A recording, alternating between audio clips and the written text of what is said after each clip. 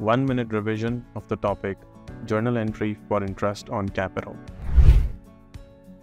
Interest on capital is the money paid by the firm to its partners for the use of their money invested in the business.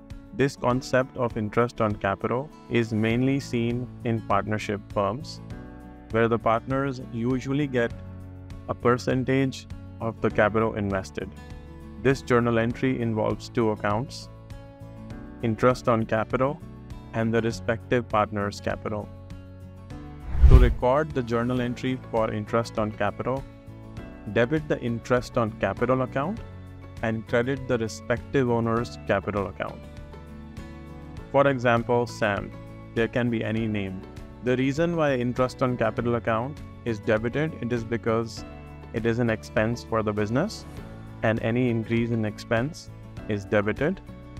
Whereas on the other side, Sam's capital account is credited because any increase in the capital is credited.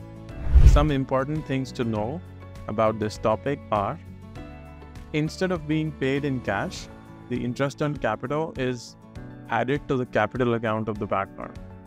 So there is no cash transaction.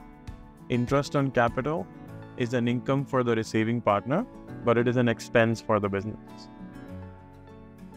Interest on capital is documented in the partnership agreement, signed, and it's also agreed upon between the partners. The interest rate that the partners get paid depends on various factors, such as prevailing market rates, profitability, and so on. Here is an example of the journal entry. Provide 10% interest on capital at the end of the year to Pam. So in this case, we will debit the interest on capital expense account by 5,000 and credit Pam's capital account by 5,000. This is because 10% is the annual rate, which comes out to be 5,000 when calculated on 50,000.